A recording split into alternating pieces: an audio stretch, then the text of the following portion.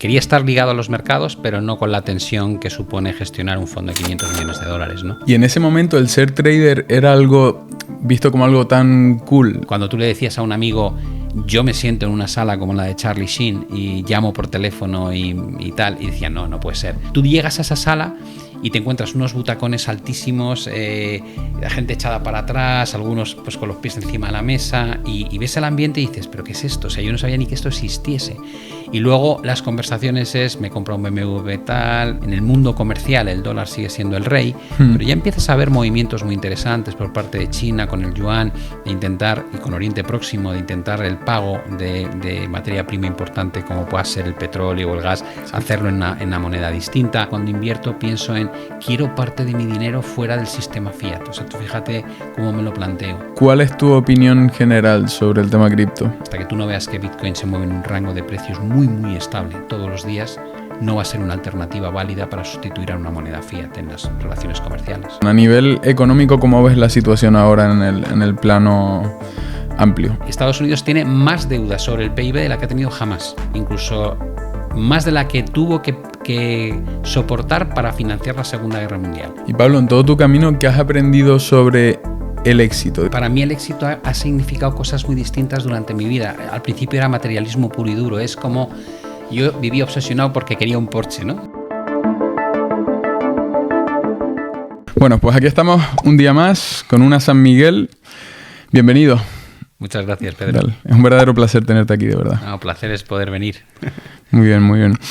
Me gustaría, siempre lo hacemos con todos los invitados, una breve presentación. Yo invito a que se presente cada uno en vez de estar haciendo presentaciones muchas veces equívocas por mi parte. Entonces, si le puedes contar un poco a la audiencia quién eres, a qué te dedicas, qué te apasiona. Bueno, a mí me conocen por la parte de analista financiero. Yo llevaba toda la vida en el mundo institucional. Empecé con 20 años en Banco Santander, luego fui socio en BBVA con un hedge fund que montamos en el año 2000 y que tuvimos 13 años. Después se lo vendimos nuestra parte a BBVA y yo me dediqué a la parte de... Quería estar ligado a los mercados, pero no con la tensión que supone gestionar un fondo de 500 millones de dólares, ¿no? Entonces, a partir de ese momento comienzo a hacer divulgación financiera y la labor de formación, ¿no? A gente que le gusta, que quiere gestionar su propio patrimonio, sus ahorros, y no tiene conocimientos o está siendo engañada por gente que dice que esto es muy fácil cuando realmente no lo es, ¿no? Y a partir del 2014 más o menos en adelante, pues me lanzo a esta campaña de divulgar lo que sé y a generar pues una audiencia que está interesada en análisis macroeconómico, análisis técnico, conceptos, digamos, de gestión de riesgo y psicología en los mercados. Y tengo una colaboración con XTB, que es el broker con el que llevo mucho tiempo trabajando como analista jefe de la empresa, tanto en España como en Latinoamérica. Y luego me metí en redes sociales en 2019, a finales, ¿no? Me abrí la puerta un poco al canal de YouTube, a meterme en algunas otras redes. Y te consume la vida, vamos. Sí. Es muy bonito, pero te consume la vida. ¿Qué te voy a contar a ti? Requiere tiempo. Te ha ido muy bien por lo que he visto, además. Sí, crecemos rápido, sí. Que está muy bien. Pero y además es muy bonito, es como muy agradecido. Sientes Totalmente. Que al final es información gratuita, es información de valor. También son conceptos que muchas veces los damos como por hecho, que son muy sencillos, pero, por ejemplo, yo me dedico dedico mi contenido, mejor dicho, al emprendimiento y con pinceladas de desarrollo personal, y hay cosas del emprendimiento que como yo lidio con ellas día a día, pues ya son básicas, pero realmente ves cómo cambian el enfoque de otras personas, te envían emails, te envían mensajes, cartas, y es como súper bonito.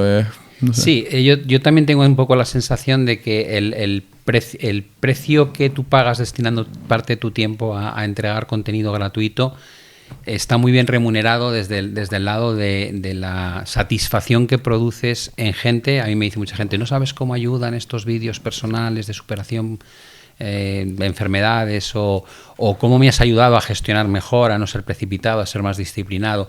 En el fondo no les conoces, pero se entabla una relación muy curiosa a través del chat, ¿no? Y los correos que te puedan mandar, que a mí me gusta mucho. Claro, porque enfocas tu contenido no solo a la parte más técnica de trading puro y duro, de economía, etcétera, sino también porque entiendo que el trading o, bueno, el operar con los mercados tiene que ver mucho con lidiar con tus emociones, con lidiar con el riesgo, con la incertidumbre que por mucho que domines y que tengas experiencia a día de hoy seguirás sintiéndola casi como el primer día o incluso más, porque cuanto más consciente eres, a veces más te das cuenta de la cantidad de riesgo que se puede correr, y va muy con esa parte también mental, ¿no? Y de anteponerse ante los fracasos, ante las caídas. Sí, yo creo que esto tú lo conoces muy bien por el mundo empresarial, ¿no? Cuando tú lanzas proyectos, hay como un vértigo, ¿no? De va a salir bien, no va a salir bien. Intentas recordar lo que ha pasado anteriormente para aprender de los errores, aplicarlos al futuro. Pues en el trading o en las inversiones pasa exactamente igual, ¿no? Tú tienes una experiencia que te da cierta seguridad de que lo que estás haciendo, incluso cuando no está yendo bien, es lo correcto, y asumes que muchas veces no va a salir bien, es decir, das por hecho que la tasa de fallos está ahí y es inamovible. A veces se concentra en lo que llamamos rachas malas y a veces parece que la eludes porque son rachas buenas, pero es recurrente en el tiempo. Y la parte psicológica es lo que te ayuda de alguna manera a estar preparado para no creerte que eres un fenómeno cuando la racha es buena, ni pensar que eres un fracasado cuando la racha es mala, sino que es parte del proceso de la inversión, ¿no? Entonces, desde ese punto de vista, yo creo que la psicología es el gran desconocido entre los traders, y es algo que merece la pena que se hable desde planos que no tienen por qué ser inversión, porque la psicología la aprendes en cualquier faceta de la vida. Sí, me gustan los paralelismos que veo siempre entre el mundo de inversiones, trading y el emprendimiento, porque realmente es parecido. Vino un trader que se llama Mahek, que lo considero un amigo a día de hoy, que decía que el trading consiste en hacer todos los días lo mismo esperando resultados diferentes. Y claro, para esto hay que estar bastante preparado. Él es trader puro. Yo entiendo que, por lo menos ahora, no sé si en el pasado ha sido trader como tal, pero más bien inversor, gestor de fondos, etcétera. He pasado por todas las fases. Claro. Cuando estaba en Banco Santander y estabas en la mesa de Forex, en la mesa de divisas, ahí eras un trader puro y duro porque andabas moviendo posiciones grandes en espacios de tiempo muy cortos. He tenido, a nivel particular, gestión de trading también, de estrategias que duran 1, 2, 3 días o a lo mejor 1, 2, 3 semanas, y no tienes visibilidad para mantenerlas a largo plazo, simplemente es una oportunidad puntual que ves, pero realmente donde muevo el patrimonio grande es en mis inversiones a medio y largo plazo. Es ahí donde realmente me juego todo. Lo otro es como un hobby casi. ¿Y cómo ha cambiado? Porque supongo que será un mundo totalmente diferente. Desde que entras siendo un chavalito en Santander, lo que es... Supongo que la forma en la que fluye la información hoy en día con las tecnologías, diría que incluso estamos sobreestimulados a la hora de que es muy fácil tener parálisis por análisis, porque hay demasiado que analizar. En ese momento, ¿cómo era un trading floor? Digamos, ¿de dónde venían los inputs de información? ¿Cómo se tomaban esas decisiones? Es muy curioso porque en aquella época estábamos todos obsesionados con conseguir fuentes de información, porque yo recuerdo, por ejemplo, que si oías hablar de derivados tipo opciones, call y put, o te ibas a una biblioteca a buscar un manual o un libro que hablase de eso, o no existía un centro como Internet donde tecleas directamente qué es una call o qué es una put y automáticamente tienes 1000 fuentes que puedes revisar, ¿no? para que te contesten. Pasabas de eso. Y además el flujo de información era cantado, decíamos, era de voz. La informática era tan lenta que las cotizaciones que tú veías en pantalla iban más lentas que las cotizaciones que te cantaba el broker. Entonces, nosotros cuando ibas a operar, te fiabas no de lo que veías en pantalla, que era una mera referencia, sino del precio que te estaba cantando un broker, y se dice cantar a estar cotizando, ¿no? En divisas lo cotizan en inglés, pues está 40, 45, 40, 45, 40 given, y tú estás escuchando eso y ese es el precio al que tú puedes realmente entrar, no es el que ves en pantalla. Y con el tiempo eso va cambiando y vas entrando en un mundo donde la velocidad de los datos es cada vez mayor, empieza a haber plataformas online y empieza a ver lo que llamamos la operativa electrónica, ¿no? Que de repente tú a través de una app o un desktop puedes lanzar una orden mecánicamente sin que haya un intermediario que tú veas con el que hables. Entonces cambia todo. Nosotros teníamos muchos menos conocimientos, pero también era un nicho de mercado muy cerrado, es decir, al final los traders éramos 4 gatos y aprendíamos de nosotros y de lo que íbamos viendo, porque realmente veías nacer el mercado de futuros nace en el 93 de la mano de MEF y antes no existía, ¿no? Y las referencias eran de Chicago Board of Trade, ahí en Chicago, en Estados Unidos, y el que tenía suerte de poder ir allí e enterarse, pues fenómeno, pero estaba cerrado prácticamente al mundo particular por completo, ¿no? Y al mundo institucional solo los grandes players tenían acceso a esa información. Antes de continuar con el podcast, quiero hablarles de mis amigos de Casetify. Me han enviado esta caja de aquí con varias fundas, tanto para mi teléfono como para mi ordenador, y la verdad que al tacto se sienten de súper buena calidad. Me han comentado que utilizan una tecnología que se llama EcoShock para proteger a estos dispositivos, la verdad que tan caros, de cualquier daño, de cualquier golpe, impacto que puedan sufrir. La verdad se sienten de muy buena calidad. En su página web tienen tanto modelos muy básicos y muy sobrios, que a mí me gustan bastante, y también tienen otros más elaborados, digamos, con ilustraciones, colores y demás. Y bueno, como al final son accesorios que antes o después prácticamente todos necesitamos en algún momento, vamos a dejar por aquí en la biografía un link y también un código de descuento. Les invito a que vayan a su página web, a que la revisen, que vean todo lo que tienen para todos los modelos, todos los teléfonos, ordenadores. La verdad que tienen mucha variedad.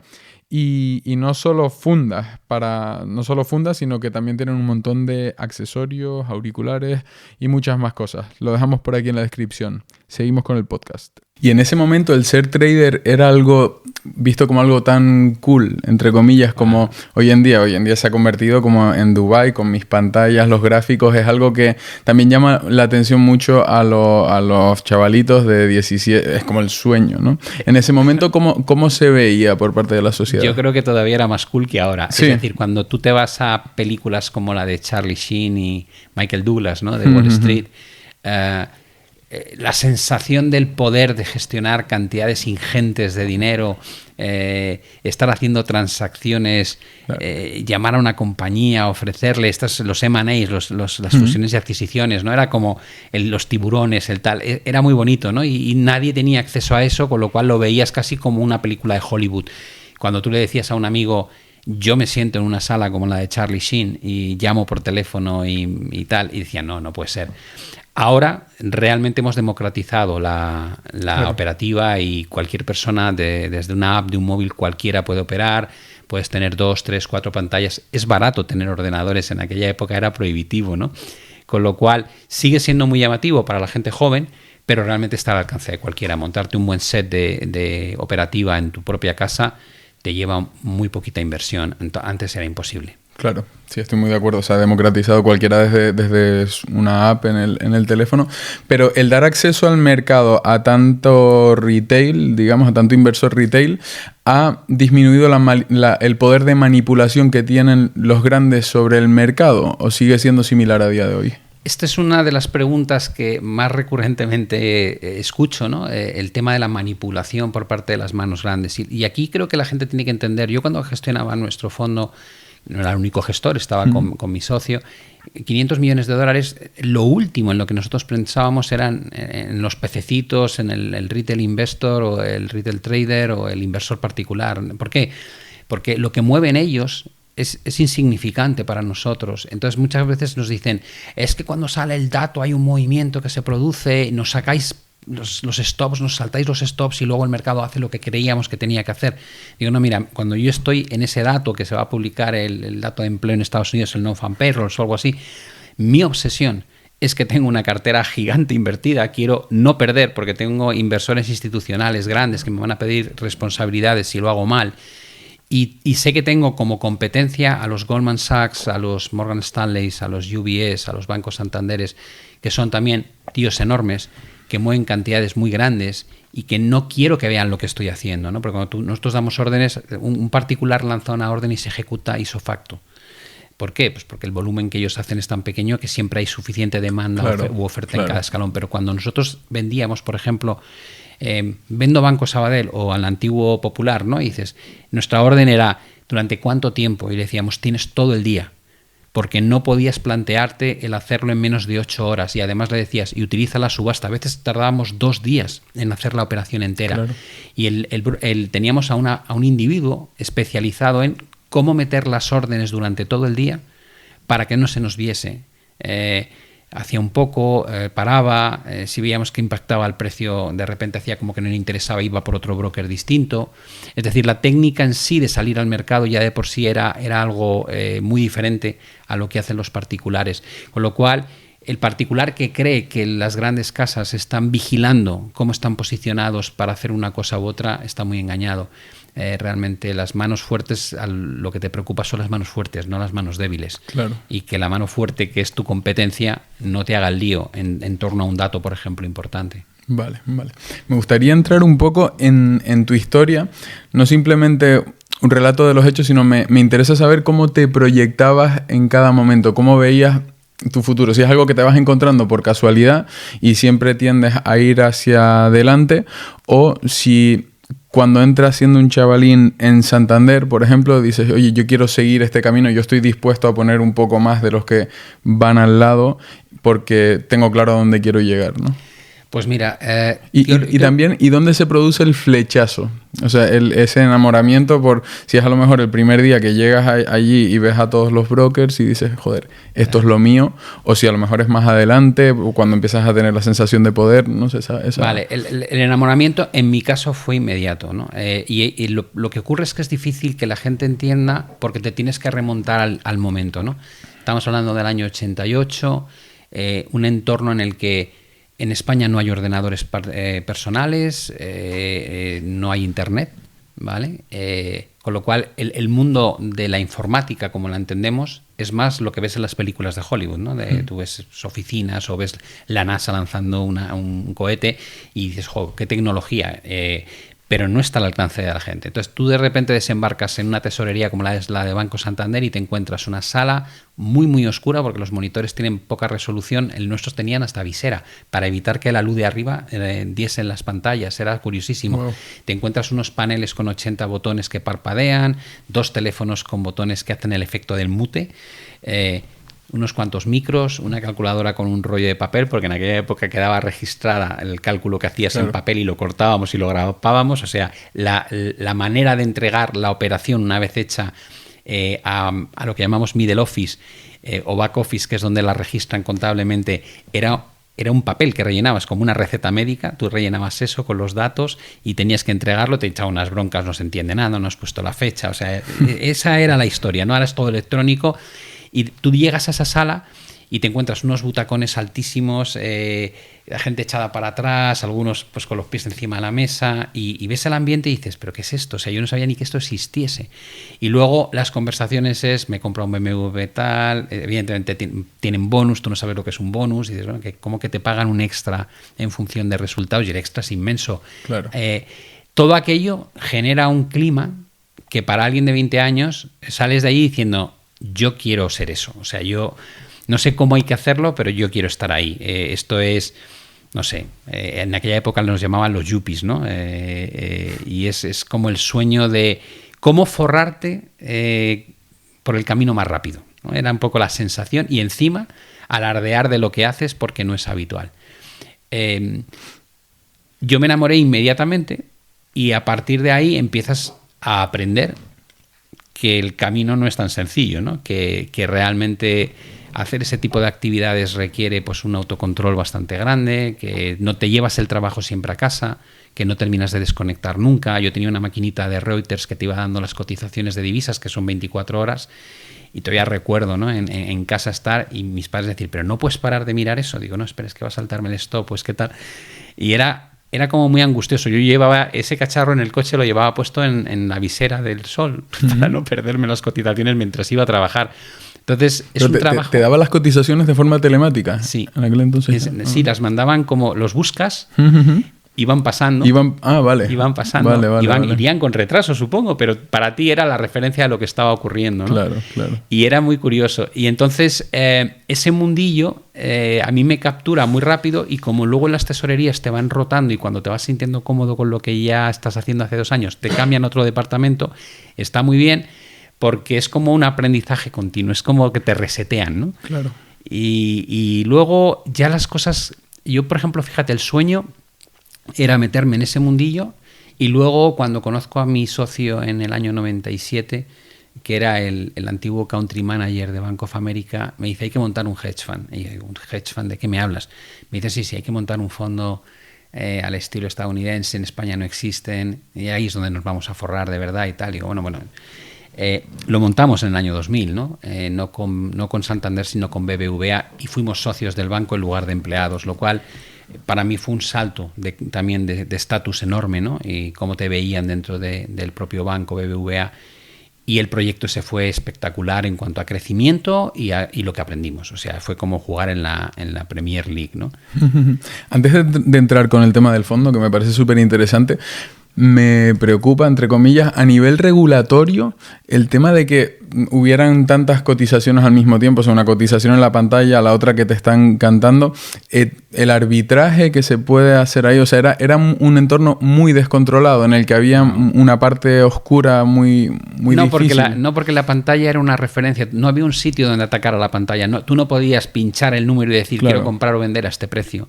Esa era la gran diferencia. O sea, mandaba el que te cantaba directamente. Totalmente. O sea, tú levantabas el teléfono, sabías qué número correspondía. Tú piensas que en una mesa de divisas se están cantando todos los pares principales, ¿no? En aquella época no existía el euro, con lo cual cantaban el marco contra el dólar, cantaban el marco contra la peseta, claro, cantaban la libra contra el yen. Y estabas escuchando a personas cantando esas cotizaciones durante 8 o 9 horas al día. O sea, era continuo. En paralelo. Sí, tú pasabas cerca a la mesa de divisas y estabas oyendo 70, 75, 71, y así, y el otro estaba 40, 45. Y no solamente sabías qué era cada cosa, sino porque nunca dicen la primera parte, ¿no? El entero no te lo están cotizando, te cotizan el decimal. Claro.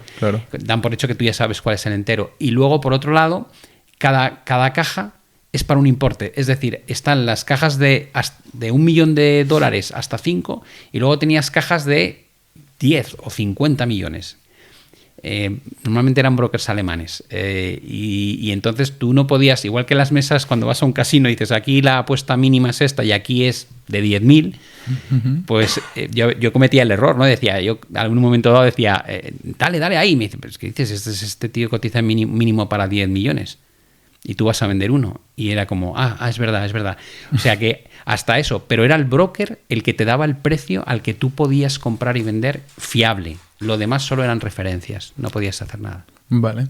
Y entrando en el modelo de negocio de un fondo de inversión, me llama la atención porque supongo que necesitas, sobre todo, luego te basas en tus resultados, ¿no? Y un fondo coge popularidad cuando tiene buenos resultados, entiendo, porque adquiere reputación, pero necesitas un mínimo de reputación en un principio para poder empezar a crecer, para que te den esa confianza y poder escalar hasta los 500 millones, fue lo que comentabas, que ese fue el punto máximo, entiendo, ¿no? De hecho, decidimos no gestionar más importe porque teníamos problemas de impacto en precio. O sea, nosotros cubríamos, cuando el fondo llega a ese importe, era un fondo meramente financiero, solamente podíamos invertir en compañías relacionadas con el sector financiero, y estábamos muy concentrados en Europa, y para que te hagas una idea, como 40 valores europeos de bancos y unos 10, 12 estadounidenses. A veces tocábamos algo en México o en Brasil, pero muy puntualmente. Con lo cual, determinados valores por capitalización y por liquidez eran tan pequeños que ya mover nuestras posiciones en esos valores se nos veía mucho. Y cuando te ven, te hacen lo que llamamos front running, que es que otra casa ve que tú tienes que vender ese valor y empieza a pegarle al valor, claro, para bajarte el precio, sabiendo que tú tienes que vender sí o sí, y se anticipa, ¿no? Entonces, si eres muy visible, pues los algoritmos que había en aquella época ya permitían localizarte y era un calvario. Así que decidimos que para poder gestionar sin tener esa preocupación no podíamos crecer más allá de los 500 millones de dólares porque el mercado no tenía la liquidez adecuada en los pequeños bancos, ¿no? El ajuste, digamos, de cómo creces, como dices tú, depende, por supuesto, de cómo lo hagas de bien. Claro.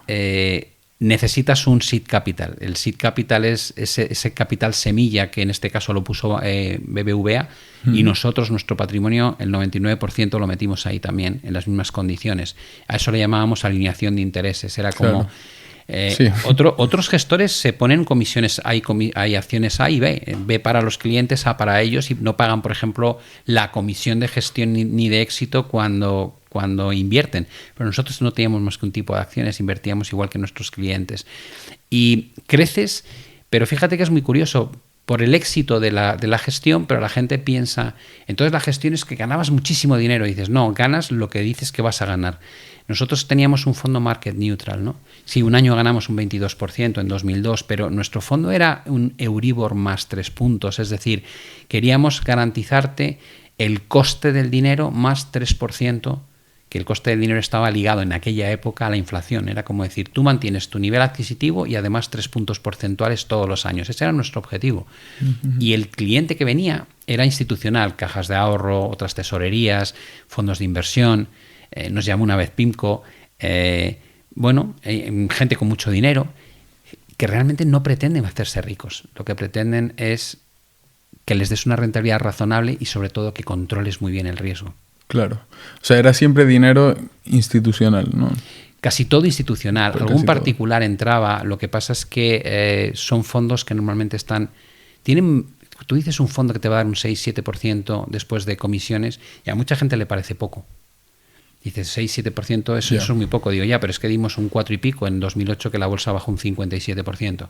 Ahí todo el mundo estaba encantado. Claro. Pero cuando luego la bolsa sube un 30%, un 25% y tú das un 6-7%, un 8%, da igual, te miran como diciendo, Digo, es que el perfil del cliente que tú buscas es el tío que tiene ya un porrón de dinero y lo que quiere no es forrarse haciendo trading, sino mantener su capacidad adquisitiva y que vaya creciendo de forma paulatina, ¿no? Claro. Y el modelo de negocio de un fondo como tal, o sea, desde la parte que administra el fondo, supongo que es una comisión cuando entra el dinero. Luego está el carry, se llama, ¿no? Bueno, nosotros cobrábamos la comisión de gestión, que es simplemente por administrarte tu dinero, cobrábamos al principio un 2%, luego se quedó en un 1,5%. Vale.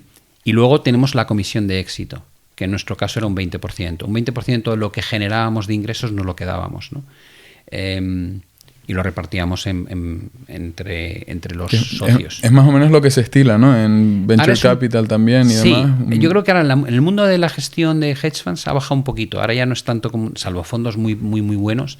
Normalmente estamos hablando de entre 1,5% de gestión y a lo mejor entre un 10 y un 15% de éxito. Es algo menos de lo que era en nuestra época. Vale. Pero ¿y con patrimonios tan grandes se mantienen también los porcentajes? Sí, si tu modelo de negocio es el que da la rentabilidad que da, claro. Al final tienes que estar en el top 25, ¿no? De hecho, había clasificaciones de los 100 mejores fondos por categoría. Y tú tienes que estar entre los 25 mejores. Porque si no estás, no quiere decir que seas malo. Simplemente hay alternativas mucho mejores que la tuya que el cliente al final opta por ellas, ¿no? Claro. Entonces tienes que estar ahí arriba. Claro. Vale. Tengo entendido que algo de economía sabes. Entonces, que al final esto... Me he dado cuenta que mucha gente, antes de entrar por la parte de economía... Mucha gente que sabe mucho de un tema le cuesta mucho considerarse experto a sí mismo. Y hace poco leía una paradoja que se llama el efecto Dunning-Kruger y dije, es que tiene mucha razón. Y dice que cuanto más sabemos, más nos damos cuenta de que no sabemos nada. Y es como que cuando expandimos si nuestro conocimiento es un círculo muy pequeño, pues la frontera de nuestro conocimiento también es muy pequeña y no sabemos qué desconocemos. Pero a medida que la ampliamos también la frontera del desconocimiento. Y digo, es que tiene mucha razón porque tú puedes creer a priori que sabes todo sobre baloncesto. Pero cuando empiezas a profundizar y aprender sobre baloncesto, te das cuenta de que realmente de que no sabes nada, ¿no? Supongo que esto pasa también en todos los aspectos, en el trading, y de lo que pecamos mucho la gente muy joven, de a lo mejor creer, no, supongo que te sientes como un pequeño tiburoncillo cuando entras y piensas que ya dominas todo, que a lo mejor dominas, en el caso, llevándolo un poco al terreno del trading, dominas análisis fundamental y piensas que ya es lo que funciona, ¿no? Y que a lo mejor los que se basan más en macro o en otro tipo de análisis no están en lo que suele haber ese ego dentro de... digamos que es complicado. Yo estudio ahora más de lo que he estudiado nunca. Es decir, yo siempre le digo a la gente, 3 horas al día necesito leer. Y me cuesta encontrar 3 horas al día, ¿no? Y esas 3 horas no las dedico a leer de lo que ya sé, intento aplicarlas a lo que no sé. Claro. El mundo de las criptomonedas me apasiona y me pilla muy mayor, ¿no? Y es como decir, ¡puf! Qué rápido va esto. Y pues me he apuntado en un máster de inteligencia artificial porque no me quiero perder esta nueva digamos, revolución tecnológica que creo que va a cambiar el mundo. Dices, vale, de lo tuyo, digo, de lo mío, leo mucho, pero leo muy rápido. Cuando tú dominas un tema, consumir información de lo tuyo, que eres experto, es muy gratificante, porque claro, en una hora te puedes haber leído todo tipo de informes, he visto gráficos y lo pillas todo muy rápido. Pero sí hay ese hambre por aprender. Yo a la gente joven, la sensación que tengo, sobre todo en el mundo del trading y de la inversión, es que viven en un entorno que dan por hecho que va a durar siempre. Y yo, después de casi 4 décadas, me he dado cuenta que las cosas duran lo que duran, y a veces duran mucho, y cuando cambian te metes un guantazo enorme porque no asimilas que podía haber otra cosa. Sí. En nuestro futuro siempre lo planificamos en torno al presente que estamos viviendo, y el otro día me decía alguien, bueno, ¿y qué te parece esta especie de Disneyland que hemos montado en los mercados financieros donde parece que nunca pasa nada? Digo, bueno, pues es el momento en el que se han curtido millones de traders que desde hace 15 años dan por hecho que cualquier corrección hay que comprarla, y hay que comprarla rápida, ¿no? Como pasó el año pasado con el desplome de algunos FANG stocks de más de un 70%, que quien los compró de repente se encuentra con un retorno enorme 7 meses más tarde, ¿no? Y digo, ¿cuál es el escenario que más daño te hace? Cuando lo que vives es algo que no te esperabas en absoluto y te tienes que adaptar sobre la marcha, ¿no? Y yo me pasó con los atentados del 11 de septiembre en Estados Unidos, cuando de repente el terrorismo entra en la vida del trader y dices, un momento, oye, claro, esto cambia las cosas, ¿eh? O cuando se produce la crisis periférica y empiezas a contemplar como posibilidad que haya países que no puedan hacer frente a su deuda, como pasaba con España e Italia, o cuando se produce el colapso del sistema de las divisas que funcionaban dentro de unas bandas en los principios de los 90, o cuando se rompe el PEG al dólar en la crisis asiática. Son momentos en los que de repente se produce un cambio de paradigma, ¿no? Y nadie sabe muy bien qué es lo que va a pasar. Y ahí el que se adapta más rápidamente es el ganador, ¿no? Pero la mayoría de la gente padece pérdidas brutales porque no asimilan que algo ha cambiado estructuralmente. Yo creo que llevamos un periodo muy largo, de casi 15 años, donde nos hemos acostumbrado a que no hay problemas graves en términos de crisis. Y sé por experiencia que eso tarde o temprano va a acabar. Claro. Yo creo que son 2 cosas las que te preparan para esos cambios tan bruscos. Uno, la experiencia, simplemente el haber vivido cambios en tu vida, y creo que en todos los aspectos, no tienen ni que ser ya de tipo económico, sino cosas que dabas por hecho, que iban a ser así para siempre y de repente no fueron, como puede ser pues que se divorcien tus padres cuando eres un niño. Pues vivir todo ese tipo de cosas, y también el estudiar un poco el pasado, el mirar hacia atrás y darte cuenta de que ya ha pasado. Ayer teníamos un escritor aquí que estábamos grabando con él. Y claro, yo, por ejemplo, tiendo a pensar, yo he visto desde que soy un bebé cómo Estados Unidos de alguna forma domina el mundo, es siempre el hermano mayor, el que vende su estilo de vida a través del cine, de las series, de todo, domina los mercados y el que tiene la sartén por el mango. Pero claro, probablemente, o sea, digamos que los imperios a lo largo de la historia tienen un ciclo que acaban, evolucionan y acaban muriendo, como fue Gran Bretaña en su momento. Y probablemente en los próximos, no sé si 20, 50 o 300 años, probablemente no dominará el mundo Estados Unidos. Efectivamente, ese es el libro de Ray Dalio sobre el orden mundial, habla de esto mismo.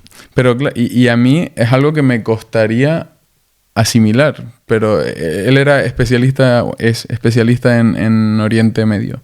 Y entonces tiene una perspectiva también que dice que las cosas no están tan claras. Hay países que están adelantando a otros por la derecha ya a día de hoy, sí, y ni siquiera te lo esperas. Entonces es algo que a lo que hay que intentar estar preparado y abierto para afrontar, ¿no? Sí, a mí el tema de geopolítica me apasiona, y más en los tiempos que corren ahora, ¿no? Donde se ha declarado yo creo que se ha acabado la globalización como la entendíamos, ¿no? Y ahora yo le llamo proteccionismo multilateral, porque hay como dos grandes bandos, ¿no? Está el G7 por un lado, que además luego está representado por la OTAN y aliados que apoyan a Ucrania, y por otro lado tienes un bloque que hasta ahora les llamábamos emergentes, les puedes seguir llamando emergentes, donde tienes a la India, a China, a Brasil, Sudáfrica, Pakistán, y te decía, bueno, pero es que resulta que estos aspirantes, ya la suma de su PIB, de su crecimiento económico, es mayor que la del G7.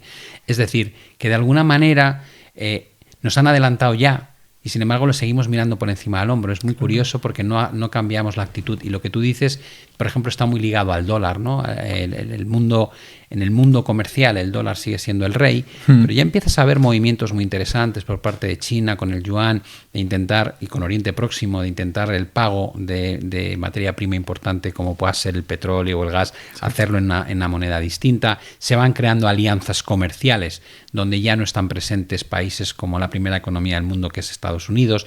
Eso es un proceso que lleva tiempo ya avanzando, y Ray Dalio te diría, es que estamos ya en la fase final, estamos de todas las fases, estamos ya entrando en la fase en la que el imperio, que en este caso es el estadounidense, empieza a estar en declive, y hay otro imperio naciente.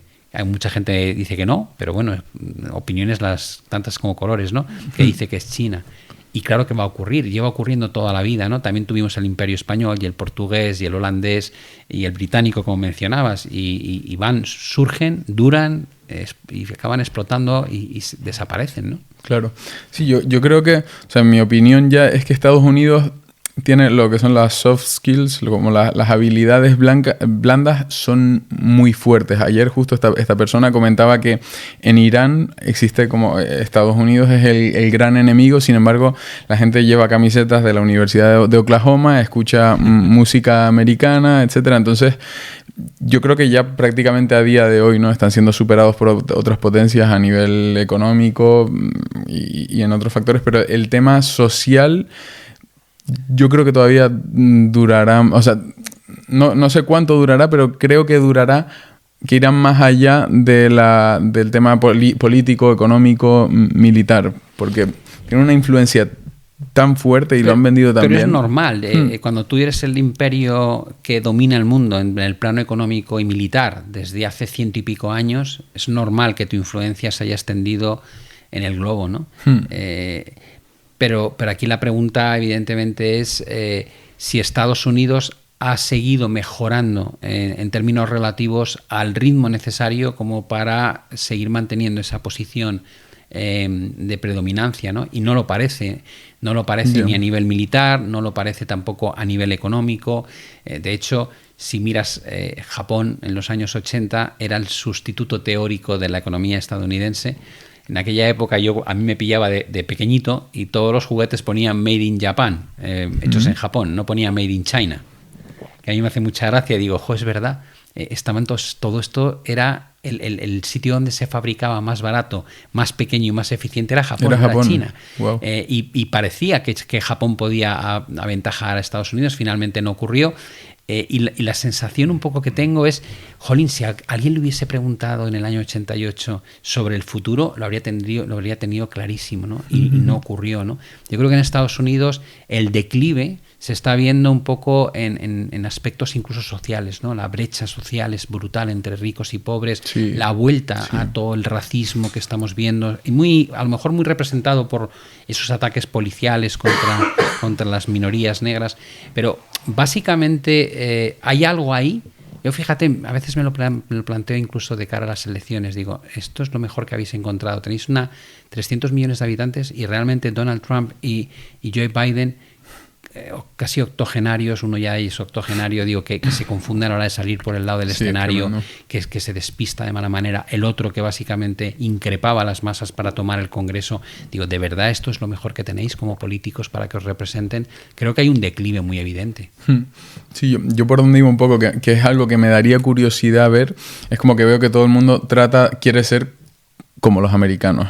O sea, quiero hacerlo, quiero tener un canal de YouTube como los youtubers americanos. Quiero ser influencer como los americanos. Pero si China adelantara por la derecha, me daría mucha curiosidad ver un cambio mundial en el que ahora queremos ser como lo hacen en China o como lo hacen en esa parte del mundo. Creo que es más complicado por la brecha cultural, social, religiosa, todo. Y por la regulación. Piensa que Claro. yo creo que el emprendimiento en Estados Unidos siempre ha sido como una punta de lanza, porque las libertades que se han dado y la manera en la que retribuías el éxito no tenía parangón, ¿no? Entonces, como decir, si tú vas a triunfar, quieres cobrar en Estados Unidos. Es un poco la sensación. Ahí es donde de verdad te van a hacer rico. Claro. Y puedes crecer de forma increíble.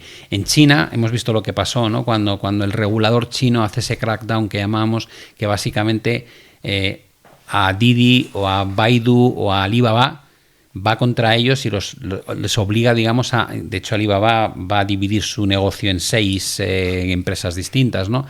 Con lo cual el regulador no es friendly, no es amistoso, es un regulador que te hace la vida imposible. Y por ese lado yo lo veo más difícil, que las compañías en China puedan ser líderes de modelo. Claro. Pero no por ellas, sino porque Alibaba es otro monstruo, es otro monstruo de éxito clarísimo. Simplemente porque estás en un entorno donde en cualquier momento te pueden dar un palo que no lo ves venir.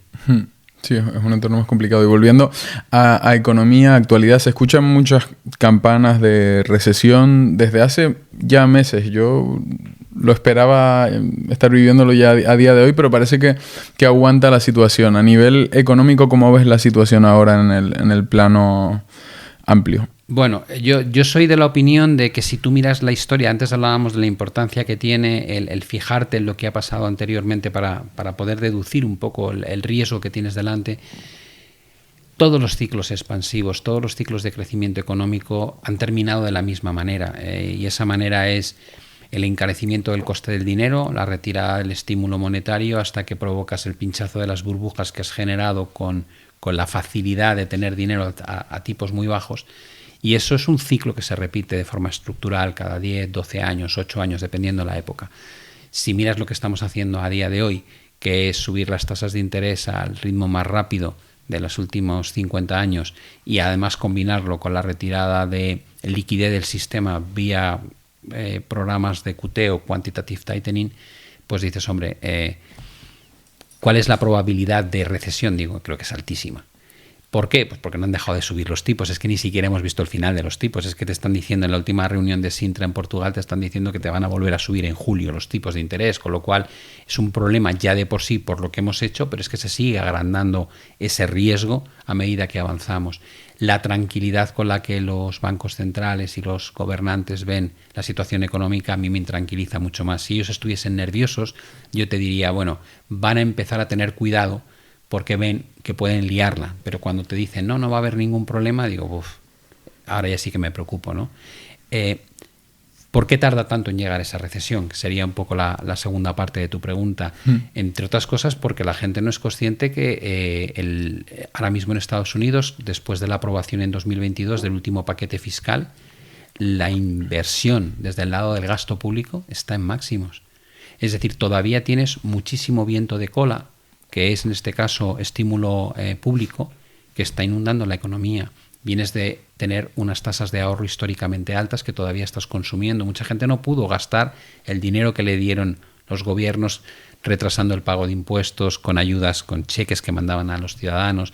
Todo eso genera un desequilibrio muy grande y hasta que no se limpie no vas a ver los efectos de lo que estamos haciendo. Pero cuando tú subes las tasas de interés en año y medio, más de 500 puntos básicos, que es lo que ha hecho Estados Unidos, más de un 5%. Es el equivalente a que tú y yo estamos aquí con una botella de tequila y yo venga porque llego tarde y me beba 5 tequilazos seguidos y empecemos a hablar, ¿no? Y cualquiera que nos esté viendo en la audiencia diría, este Pablo es la bomba, ¿no? Se acaba de beber 5 tequilas y es que no le tiembla la voz. Pero tú, si eres bebedor de tequila, dirías, tiene un pedal ya encima, lo que pasa es que tarda en llegarle 15-20 minutos, pero dentro de media hora va a ser divertidísimo ver a este tío intentar concatenar dos palabras juntas. Claro. Y creo que eso es lo que estamos viviendo, ¿no? Yo lo veo como que ya estamos borrachos, pero no somos conscientes, y la gente cree que va a ser diferente y que no nos vamos a emborrachar. ¿Y puede tener las dimensiones que tuvo, por ejemplo, la crisis de 2008? Yo creo que sí, pero por una razón sencilla, y es, ya hemos visto los primeros picos del iceberg, ¿no? Hemos tenido la quiebra de 3 bancos en Estados Unidos, simplemente por lo que han subido las tasas de interés y lo poco que han gestionado correctamente ese riesgo de tipo de interés. ¿Cuántos más hay ahí? Porque mientras sigan subiendo los tipos de interés, el problema se acrecienta, no al contrario. Entonces, ¿cuántos más bancos hay con ese problema? Alguien dirá, no, han hecho el test de estrés y han aprobado todos. Digo, primero se lo han hecho a 23 bancos, los 23 más grandes. Y segundo, uno de los que aprobó fue Credit Suisse, que ha tenido que ser intervenido hace 1 mes y medio, 2 meses, prácticamente en una operación de 48 horas en la que ha intervenido el gobierno suizo, el regulador y UBS, su principal competidor. Con lo cual, si has visto eso y viste a finales del año pasado el problema con los planes de pensiones en Reino Unido. Ya estás viendo cosas. Estás viendo el problema de lo que es el mercado inmobiliario comercial, ¿no? En Estados Unidos. O sea, tú lo ves, pero es muy curioso cómo funciona la psicología, porque a pesar de tener síntomas muy evidentes, el mercado de alguna manera prefiere mantener la idea de lo que he tenido va a seguir siendo, ¿no? Claro. Y por eso no se anticipa al problema. Vale, el tema... Siempre me llama la atención el tema de la deuda en Estados Unidos. Al tener la deuda en tu propia moneda y tener también la máquina de imprimir los billetes, esto es complicado, ¿no? Es más complicado cuando tú no tienes la máquina.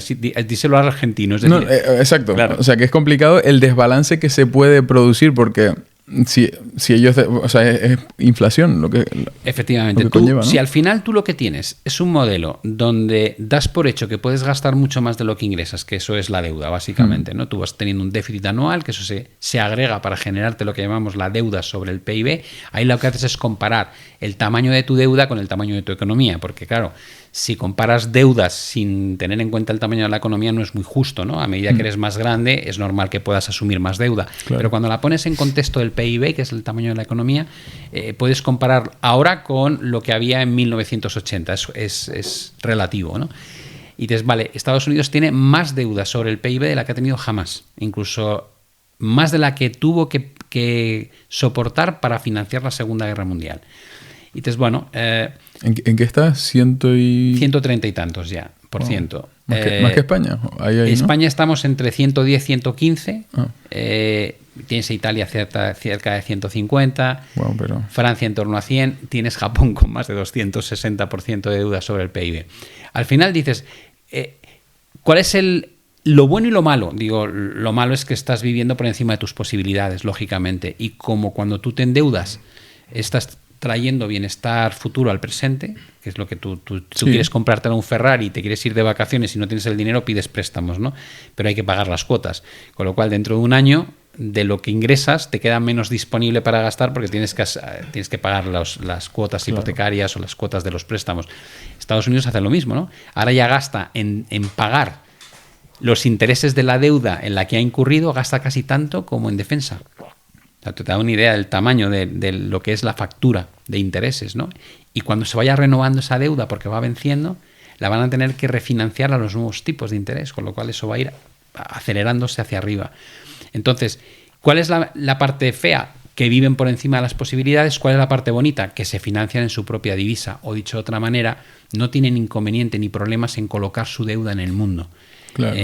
Los argentinos no pueden colocar su deuda en el mundo, claro, porque la gente no se fía de la economía argentina o en Venezuela y por otro lado tienes el problema de que al no fiarse se te deprecia tanto la moneda que cualquier cosa que quieres importar te sale carísima, lo cual genera presiones de inflación brutal. En Estados Unidos se está depreciando el dólar muchísimo, pero no lo ves porque se deprecia contra otras monedas que también se deprecian, como el euro. Con lo cual tienes un efecto donde lo que compra tu billete cada vez es menos, pero no notas la diferencia contra otras monedas. Claro. ¿Contra qué lo notas? Digo, lo notas contra cuánto te costaba llenar el depósito de gasolina hace 20 años. Lo notas cuánto te costaba una casa hace 50 años. Se compraban las casas por 20.000 euros, ¿eh? Claro. En España hace 50 años. Claro. Y ahora dices, ostras. O sea, la ventaja de Estados Unidos no está tanto en tener su deuda en su propia divisa como en que todo el mundo tenga su divisa. Porque al imprimir estás devaluando no solo tu moneda, sino la del resto, ¿no? Sí, eres la moneda reserva del mundo. Es. Un porcentaje altísimo de todas las transacciones comerciales se llevan a cabo en dólares. Y mientras eso siga siendo así, Estados Unidos se permite el lujo de lo que quería eliminar Trump, que era un error garrafal, ¿no? Cuando él te decía, no, yo no quiero que tener el déficit que tengo respecto a la importación de productos chinos y ellos lo que me importan de productos estadounidenses. Digo, pero vamos a ver, si es que esto está en la naturaleza de tener una moneda de reserva. Sí, al revés, no te cargues eso, más vale que no te lo cargues. La lucha arancelaria por reducir o por penalizar los productos de China era un error de concepto, ¿no? Mientras Estados Unidos tenga esa supremacía económica mundial, el dólar va a ser una moneda que todos vamos a utilizar en las transacciones comerciales y eso le permite seguir endeudándose sin ningún problema. Claro. El día que se ponga en tela de juicio la viabilidad económica de Estados Unidos, el problema de la deuda va a ser astronómico. Pero esto poco a poco se ve amenazado con lo que decías antes, que a lo mejor pues en Oriente Medio estén diciendo, oye, ya las materias primas ahora las vendemos en nuestra moneda, no en dólar americano. Poco a poco se le va dando la espalda. Existe ahora una tendencia, ¿no? Sí, pero es un proceso muy lento. Claro. Estas son las cosas, es decir, es como pretender mirar a un niño y decir, quiero ver cómo va creciendo por horas. Digo, no, por horas no lo vas a ver. Por semanas tampoco, por años, por supuestísimo. Es decir, pasa delante de tus ojos, pero no eres capaz de apreciar esa reticencia a utilizar el dólar. Sí te puede pasar que dices, comparo hoy con hace 20 años y dices, oye, sí hay una diferencia. Sí que claro que hay una diferencia. Claro. Y en el endeudamiento y en un montón de cosas. Pero en el día a día pasa desapercibido. Y por dejar aquí alguna píldora para, digamos, la persona retail del día a día, veía hace poco que Jeff Bezos dio una recomendación. Bueno, hace varios meses ya, pero decía, si tienes, y que lo diga Jeff Bezos, pero decía, si tienes alguna compra cara que hacer, algo que suponga una inversión significativa para ti, para tu economía, aguántala, espera, todavía no. ¿Qué piensas al respecto? A ver, o sea, ¿cómo se tiene que afrontar desde los pies de una persona de a pie toda esta situación? La evolución de los precios se ha incrementado una barbaridad en 2 años. Todos hemos vivido un proceso inflacionista, da igual en qué país del mundo estuvieses, ¿no? La creencia de que esos precios los vas a conseguir más baratos en el futuro, para eso necesitas no que la inflación deje de subir, necesitas que la inflación sea negativa, cosa que rara vez ocurre. En las recesiones hay momentos puntuales en los que pasa, pero no es lo habitual.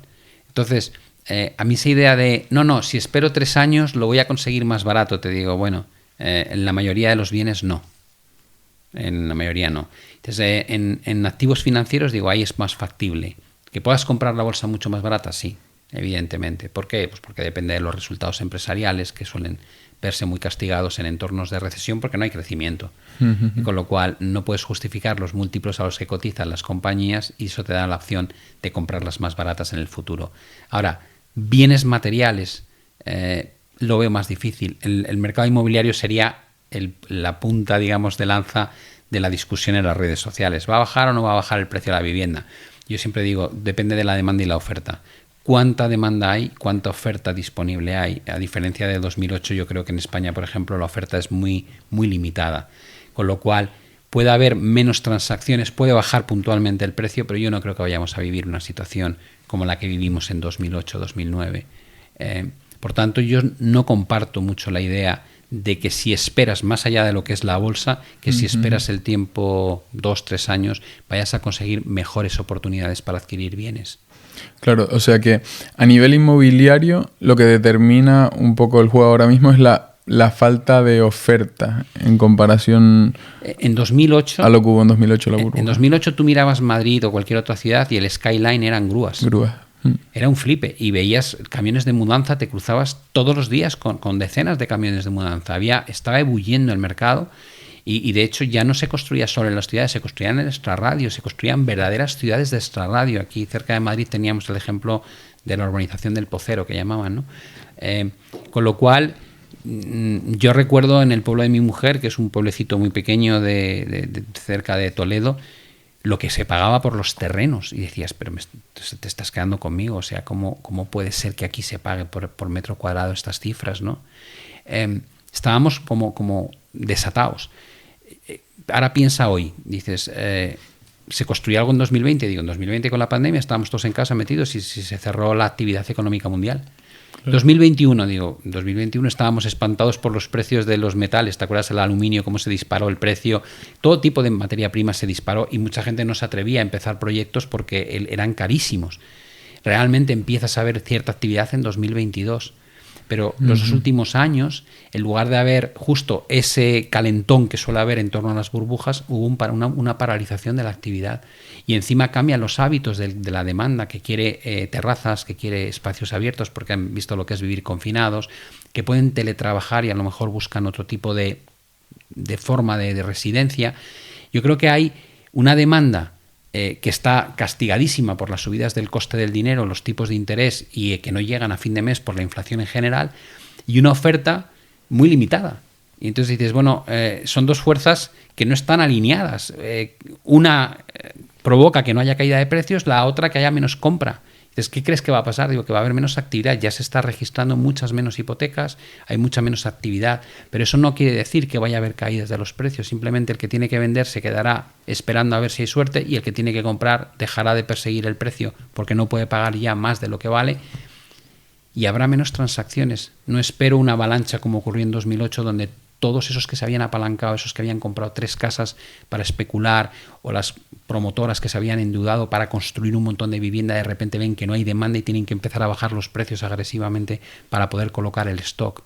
No creo que estemos en esa situación en España, ¿eh? Otra cosa es Estados Unidos, Alemania, Austria, Noruega, Australia, Canadá, donde las cosas son mucho más feas. Claro, o sea, no hay esa sensación ahora de burbuja, porque yo me acuerdo desde niño, cuando viviendo la crisis de 2008, que yo decía, no lo decía en ese momento, pero ahora pienso hacia atrás y digo, claro, es que era algo que no era normal de estar yo en el colegio y ver cómo algunos de mis compañeros de clase, los que no sacaban buenas notas, iban a trabajar a la obra porque les pagaban 2.000 euros al mes y aparecían con un cochazo, todo financiado y con unos altavoces más grandes que el coche y con las llantas, y era como, por lo menos yo vivo en Tenerife y es que se construía por todas partes, todo el mundo, el apalancamiento es lo más peligroso en ese... Sí, yo recuerdo con mi hermana un día hablando, me dice, joder, es que ha venido a recoger el novio a la chica que limpia en casa, que viene como asistenta, y dijo, es que tiene un coche mejor que el mío el novio. Y digo, ¿ya qué se dedica? Y me dice, pues es pintor. Digo, pero hace exposiciones. Me dice, no, pintor de brocha gorda en la época de la construcción. Y digo, bueno, y todavía escuchabas a muchos políticos decir en aquella época que en España no había el problema del subprime de Estados Unidos. Digo, no hay subprime.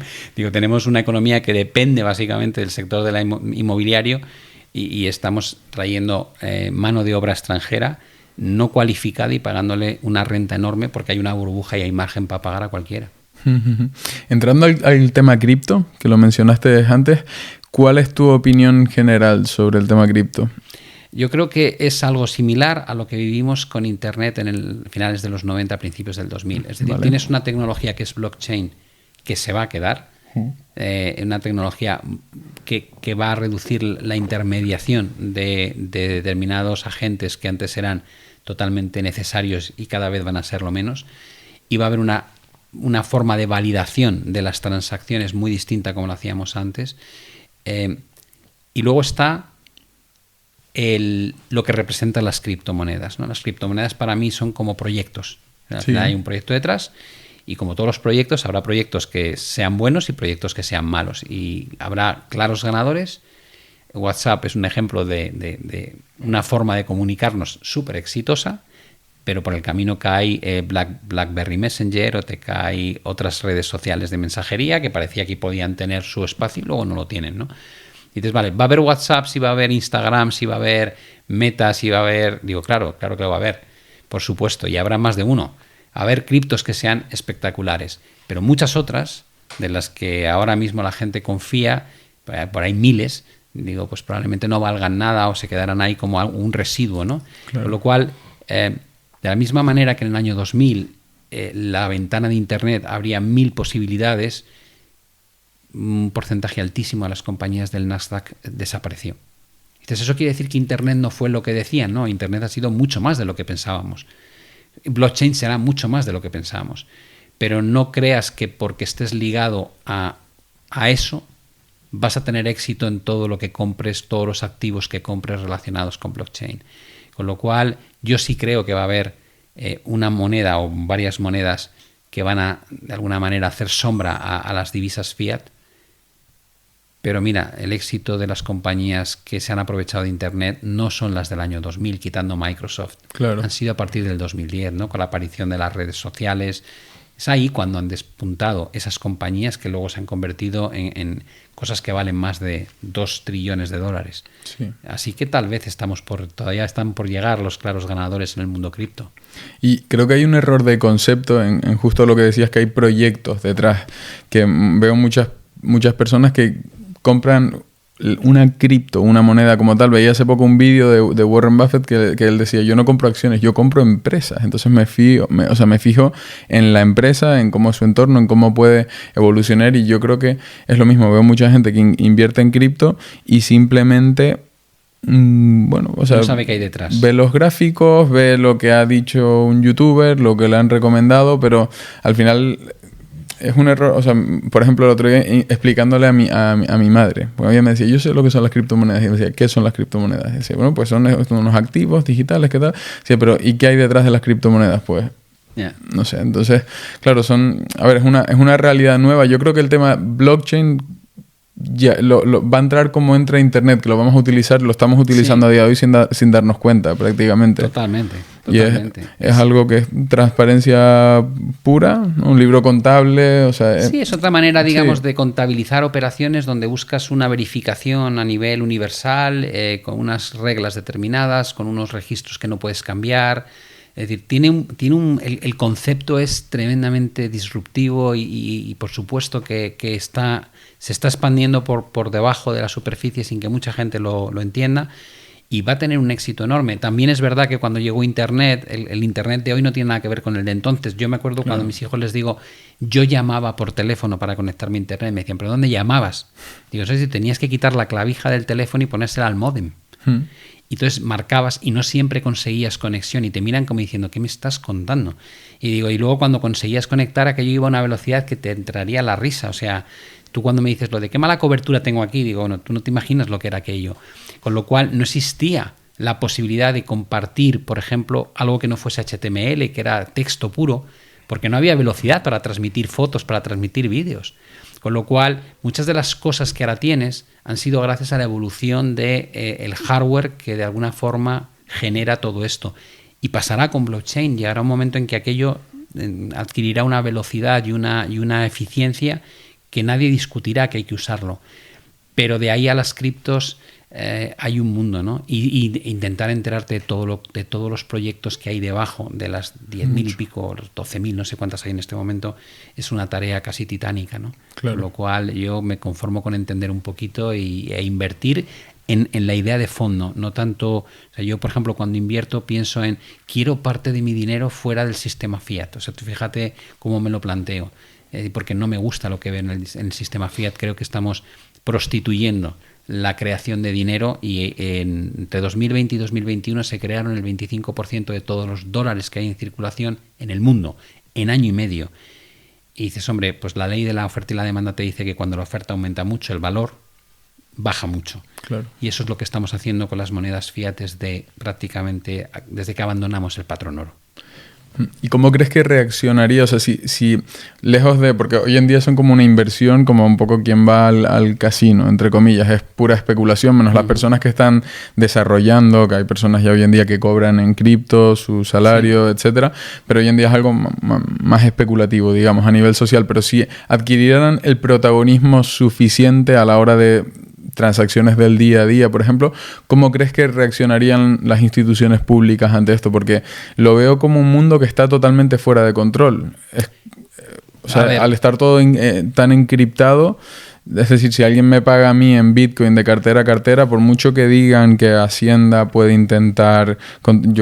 a mí, personas que entienden mucho, de las que me fío mucho, programadores y demás, me dicen, o sea, Hacienda que intente lo que quiera, pero si tú me pagas a mi wallet en Bitcoin, no lo van a poder rastrear nunca. Está totalmente encriptado en blockchain, o sea, no se puede rastrear. Y eso, claro, es algo que pone muy en riesgo todo lo que hay montado detrás ahora mismo. A ver, aquí hay dos temas, ¿no? Una cosa es las dificultades que pueda tener Hacienda para detectar tus transacciones en criptomonedas y otra cosa es la persecución de no declarar esas transacciones. Al final, claro. Si te sientes cómodo haciendo determinadas acciones ilegales bajo el supuesto de no me van a pillar bajo ningún concepto, eso ya depende de ti.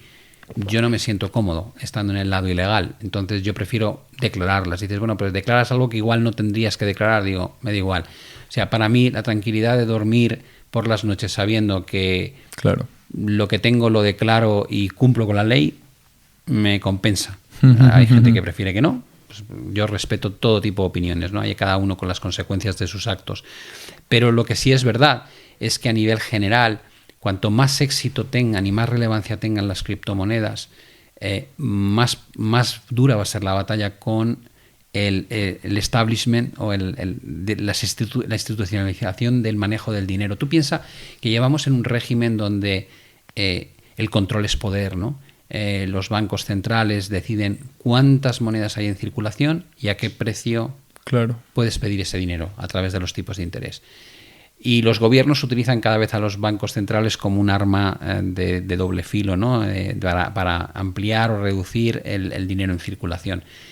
¿Crees realmente que van a dejar que les quites ese poder de forma fácil? Es decir, van a permitir que un modelo descentralizado les deje en un segundo plano. Yo creo que van a morir matando, van a hacer lo que haga falta, ¿no?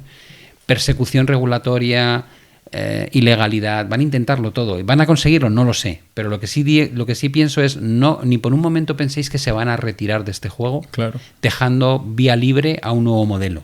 Van a morir en el intento. Entonces, cuanto más éxito tengan las criptos, más desempeño pondrán las reglas de juego para torpedearte y zancadillearte.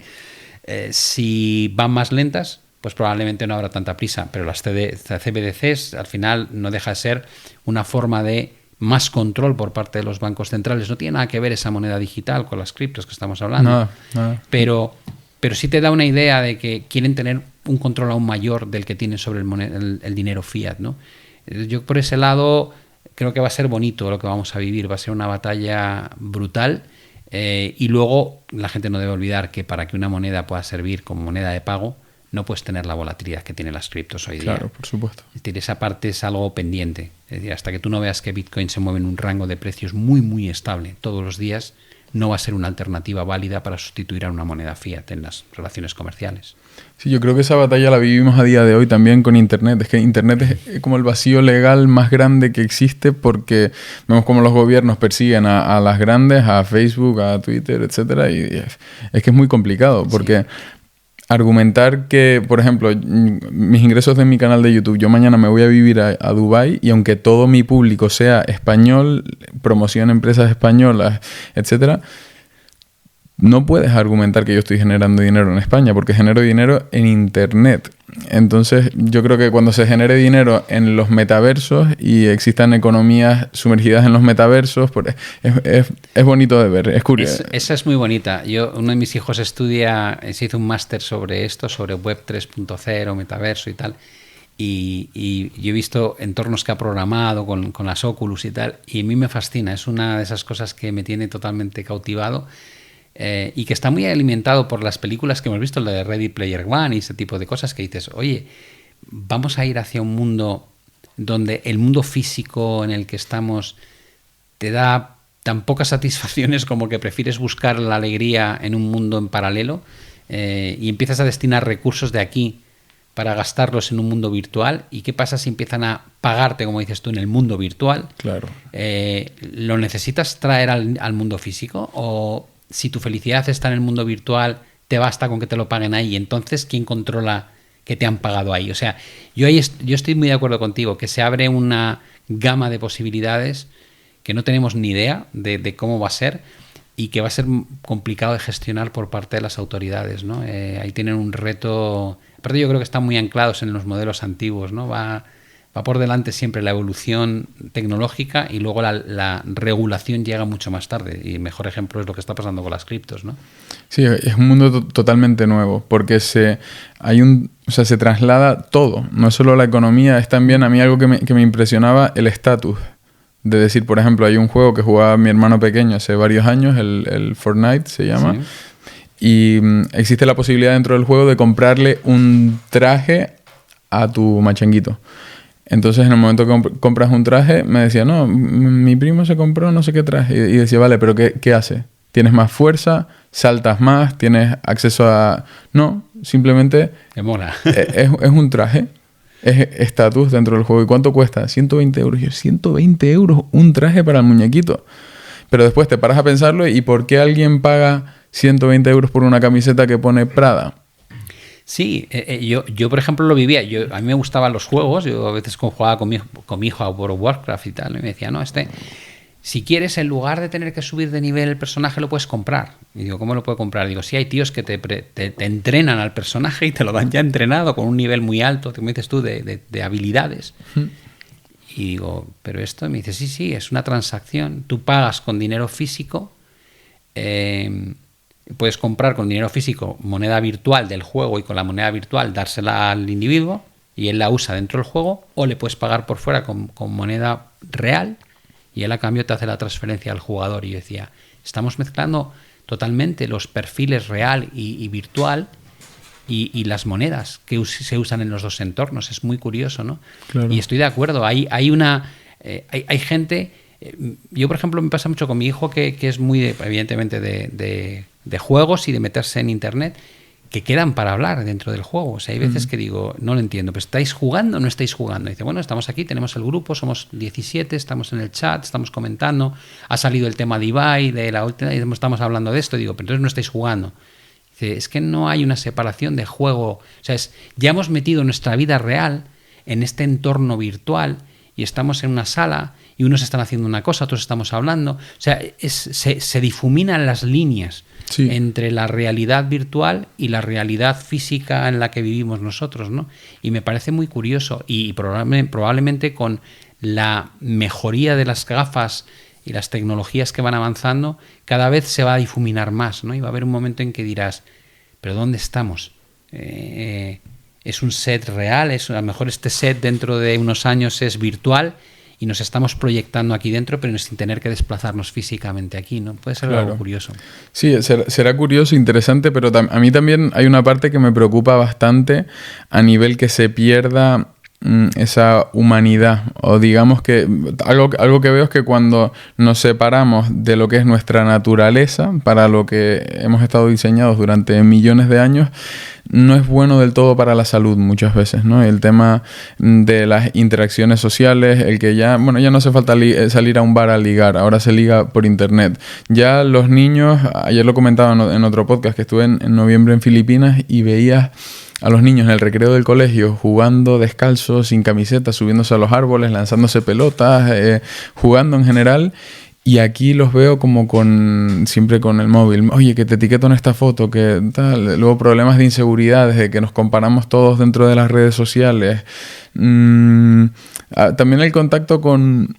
Sí, tu parte instintiva es importante, creo. Tú lo conoces mejor que nadie porque estás muy, muy involucrado en las redes sociales. Tiene cosas muy buenas, te abre el universo. Sí. Puedes compartir experiencias y contenido como en otras circunstancias sería imposible, pero se convierte en algo mucho más impersonal, como bien dices, ¿no? Al final, tu relación... a mí hay veces que me saludan por la calle, me reconoce alguien... y te ataca o te invade tu intimidad como si te conociese toda la vida, ¿no? Y que a mí me sorprende siempre. Y luego dices, claro, es verdad, este tío a lo mejor está viendo un vídeo mío todas las semanas, con lo cual yo estoy en su vida. Pero claro, tú no lo has visto nunca y es una sensación rara, ¿no? Y dices, ¿cómo funcionan las relaciones? Digo, la relación normal, ¿cuál sería? Que si nos sentimos cercanos, nos sentamos por los dos lados, ¿no? Es decir, porque hemos compartido pues distintas actividades, charlas, una cerveza. Eso ya lo estamos perdiendo, ¿no? Yo, por ejemplo, en casa me cabreo muchísimo cuando veo que nos sentamos a la mesa y mis hijos tienen el móvil cerca y a lo mejor lo miran y digo, tíos, para poco tiempo que estamos sentados juntos, dejar el móvil, ¿no? Tenemos una dependencia absoluta. Creo que eso es muy malo. Y también perdemos la capacidad de debatir, ¿no? A mí me encanta cuando me decías, pues, ¿te apetece tal? Digo, me encantaría. ¿Por qué? Pues porque creo que es algo que debemos cultivar.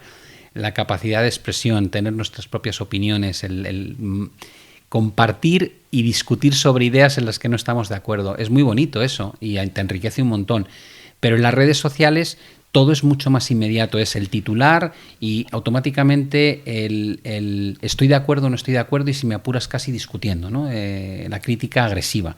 Y dices, qué triste, ¿no? Hemos perdido algo inherente al ser humano que era muy bonito y que se ve en entornos, como tú dices, cuando te vas a sociedades donde a lo mejor la tecnología no ha irrumpido de forma tan clara. Y sí, deberíamos hacer un esfuerzo por recuperar esa parte, yo estoy de acuerdo.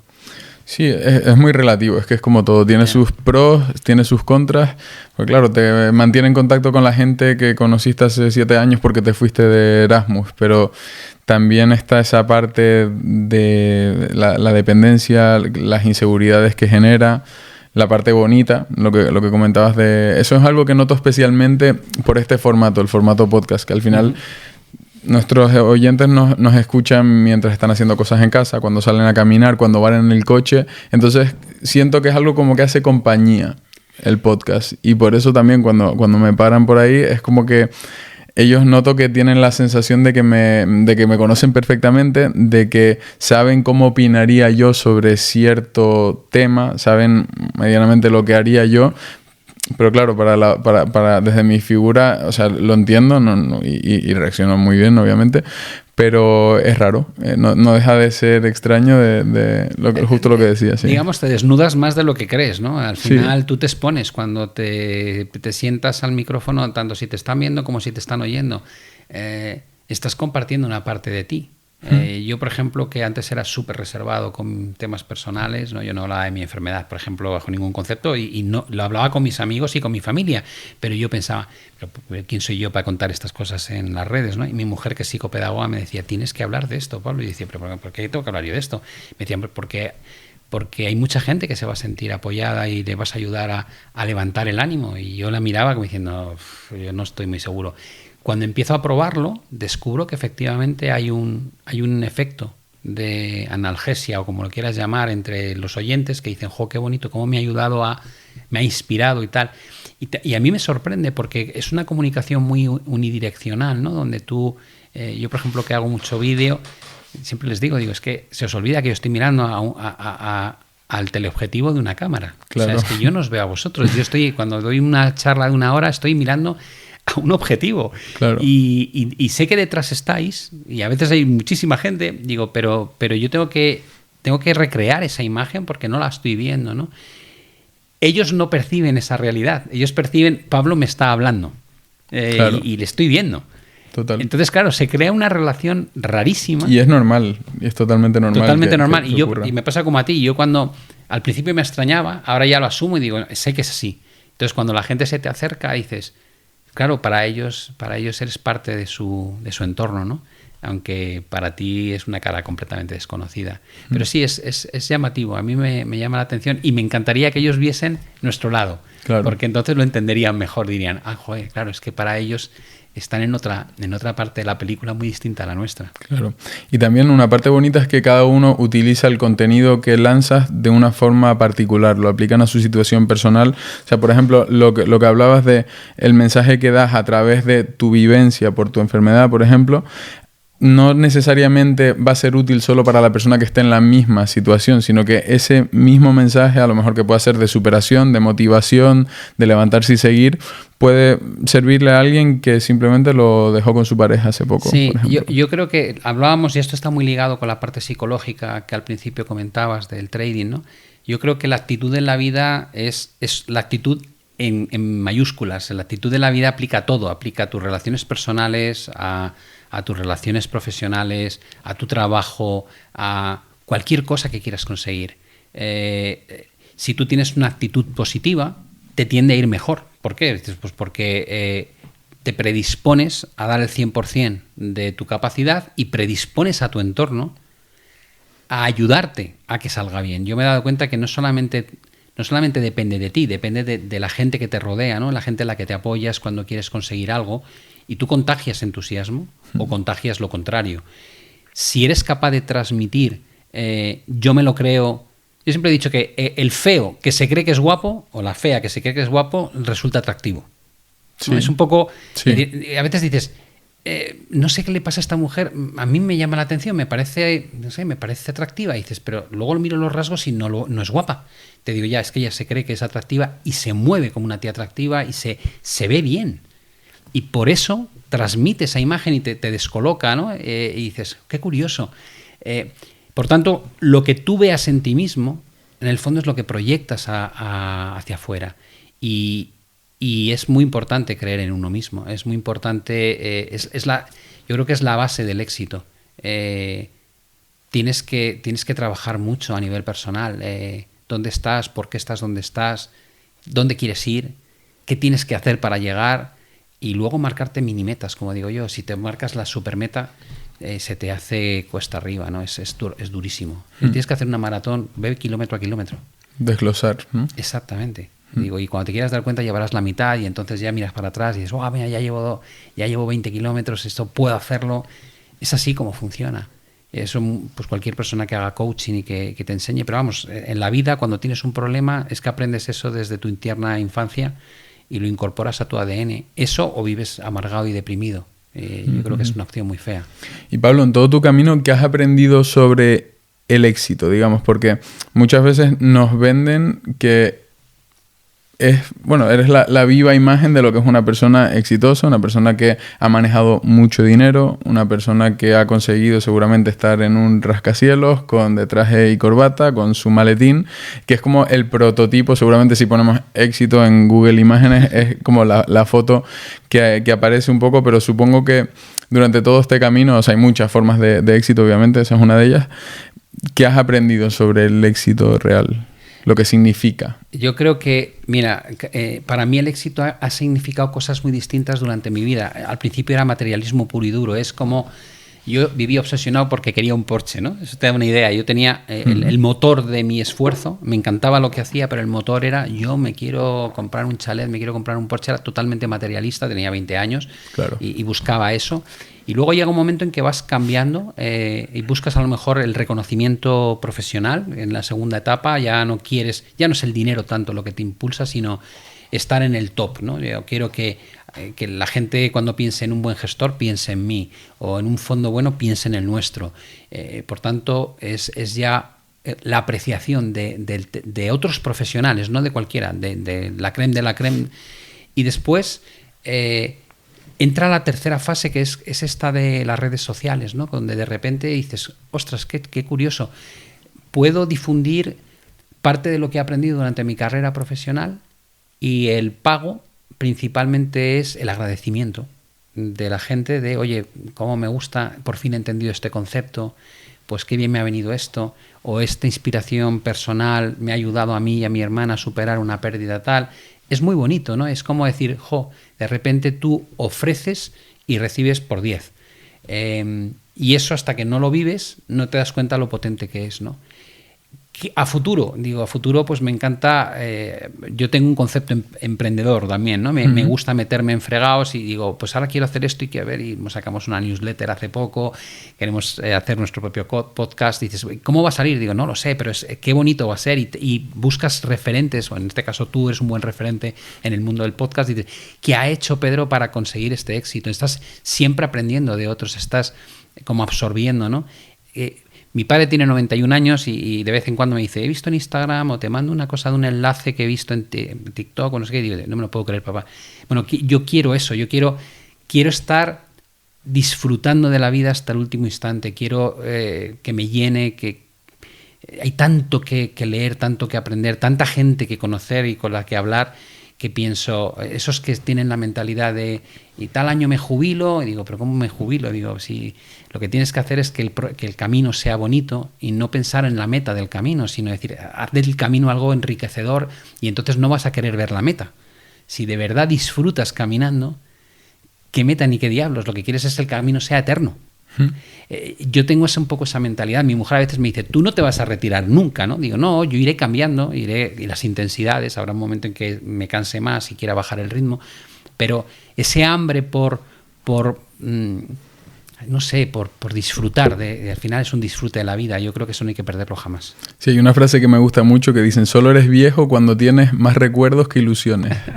Digo, me parece muy bonita. Que define perfectamente, porque he conocido personas con mi edad, un poco más, que ya tienen el camino que quieren para el resto de su vida, pero lo viven sin mucha ilusión, lo viven como porque es lo que me toca, porque es lo que hay que hacer, y no me gusta mi trabajo y no me gusta nada, pero bueno, al final... Pero ¿por qué no han encontrado todavía esa forma, digamos, de... Tú tienes que perseguir tu sueño, tú eres un ejemplo de persecución de sueños, ¿no? Tú empiezas... Y vas cambiando, empiezas por un proceso empresarial concreto y luego descubres redes sociales y lanzas al siguiente proyecto, y estás siempre como con la sensación de dónde hay un negocio que me satisfaga, no solamente desde el lado monetario, sino desde el lado personal, ¿no? Y esa búsqueda es lo que no hay que perder nunca. Yo, mis hijos, ninguno sigue mi senda, ¿no? Ninguno estudia económicas. Yo les digo, sois conscientes de que tendréis la vida resuelta, ¿no? Si hubieses optado por mi carrera y no lo hacen. Y entonces yo les digo, ¿y por qué no les incitas? Digo, pues porque creo que la felicidad no se alcanza por el éxito económico solamente, se alcanza de otra forma, se alcanza siendo feliz haciendo lo que haces. Entonces, si a ellos les llena, a una ser profesora, a otro ser informático y a otra que parece que se va a decantar por la parte de bellas artes, pues bienvenido sea, apoyarles en lo posible, ¿no? Pero su camino, no tienen que seguir mi camino, tienen que encontrar el suyo.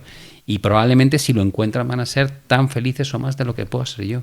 Es que a veces ir por un camino que ya es llano de por sí, porque otra persona lo ha allanado para ti, también hace que sea difícil, que sea complicado. O sea, yo digo, si yo heredara hoy, a día de hoy, no sé, $1.000 millones, digo, a mí me arruinas la vida ahora mismo.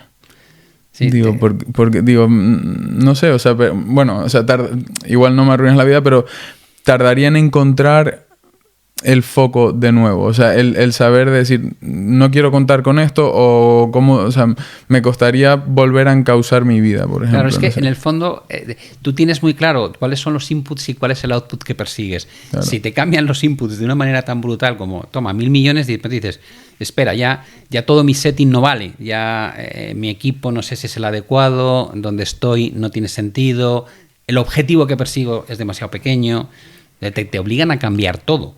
Yo estoy de acuerdo que es mucho más fácil cuando los cambios se van produciendo poco a poco, porque vas adaptando tu estilo de vida de forma paulatina, ¿no? Cuando es de golpe, tanto para lo bueno como para lo malo, ¿eh? Cuando alguien tiene un accidente y se queda tetrapléjico en una cama y pasa de un día a otro, también le cambia todo, en este caso a lo malo, y por eso no reaccionan. Yo creo que hay un momento ahí de no asimilar lo que ha ocurrido y lógicamente de no ver ningún futuro bueno. Dices, yo ya soy un desgraciado de por vida, y te digo, es normal que pienses así, pero probablemente hay que cambiar esa forma de pensar, por muy duras que sean las circunstancias, porque luego descubres que puedes hacer algo que te llene un poco al menos, ¿no? Y que haga esa situación tan mala que no sea un suplicio auténtico. Sí, a mí se me hacía también una cuestión de mérito.